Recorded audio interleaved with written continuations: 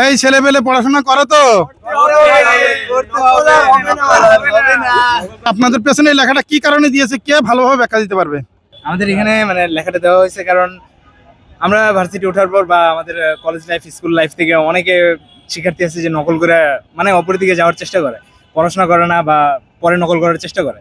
তো এটা বোঝাইছে যে তোমরা যাই করো, মানে এই কথাটা যদি আমরা হাস্যরসাত্মকভাবে নিতেছি, কিন্তু কথাটা মেনলি আমাদের জীবনের সাথে অনেকটা ওতপ্রোতভাবে জড়িত, মানে জড়ায় আছে। আমরা নকল বাদ দিয়ে পড়াশোনা যদি করি ঠিক মতো, তাহলে পার করে যেতে পারবো। এটা আমাদের জীবনের একটা অংশ হিসেবে ধরে নেওয়া যায়।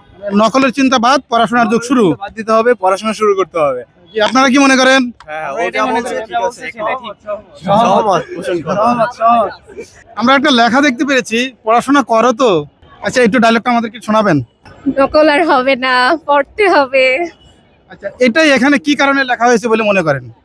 যাতে সঠিকভাবে মানুষ উচ্চশিক্ষা গ্রহণ করতে পারে, অনৈতিকতা থেকে নিজেকে বিরত রাখতে পারে। এখন আপনি যে কোরআন শরীফটা নিয়েছেন, এই পড়ো তো, পড়বেন তো? কোরআন শরীফটা নিয়েছি, ইনশাল্লাহ আমি পড়বো। এটা হচ্ছে পড়ার জন্য নেওয়া হয়েছে। না পড়বো, ইনশাল্লাহ আমি পড়বো এটা। আপনার পেছনে একটা লেখা দেখতে পাচ্ছি, পড়াশোনা করো তো। এটা কার ডায়লগ এবং ডায়লগটা একটু শোনাবেন? এটা আমাদের শিক্ষামন্ত্রী ইহসানুল হক মিলনের ডায়লগ।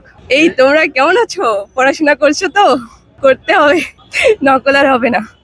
আপনার পেছনে আমি একটা লেখা দেখতে পাচ্ছি, লেখাটা পড়েন তো। এই যে নিচে লেখাটা পড়েন, পড়াশোনা করো তো। এটা কার ডায়লগ এবং পুরো ডায়লগটা আমাদের একটু শোনান। এটা তো হচ্ছে আমাদের শিক্ষামন্ত্রীর ডায়লগ, ঠিক আছে? ডায়লগটা ছিল হচ্ছে, এই কি অবস্থা তোমাদের, পড়াশোনা করো তো, করতে হবে, নকল আর হবে না। আজকের এই লেখাটা এখানে দেওয়ার কারণটা কি?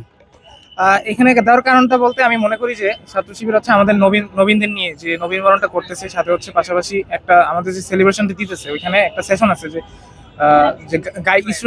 স্টুডেন্টস গাইডনেস, যে স্টুডেন্টরা কিভাবে তাদের নেক্সট 4 বছর পড়াশোনা চালিয়ে যাবে, কিভাবে কি করবে, এই নিয়ে হচ্ছে একটা গাইডলাইন দেওয়ার কথা আছে আমি যতটুকু জানি। তো সেই জন্যই হয়তো হচ্ছে এই নকলের চিন্তাটা বাদ দিয়ে হচ্ছে পড়াশোনা করার কথা বলা হয়েছে আমাদের এখানে হচ্ছে দেখতে পারলাম যে একটা বাংলা অর্থসহ কোরআন শরীফ দেওয়া হচ্ছে।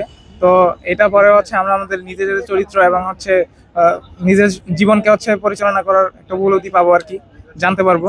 তো এই জন্য হয়তো আছে এটা লিখছে।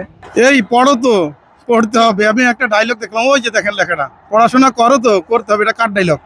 এটা তো আমাদের শিক্ষামন্ত্রী বলছেন। এটা ডায়লগটা শুনান।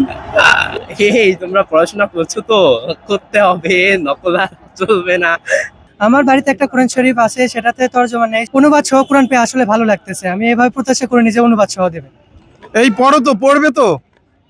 জি, এটা আমাদের শিক্ষামন্ত্রীর একটা ডায়লগ, যে সবাইকে পড়তে বলার কথা বলা হয়েছে। তবে এখানে মূলত ছাত্র শিবিররা হয়তো কোরআন শরীফ পড়াকে উদ্দেশ্য করে বলেছে, তাই আমরা এটা পজিটিভ ভাবে নিচ্ছি।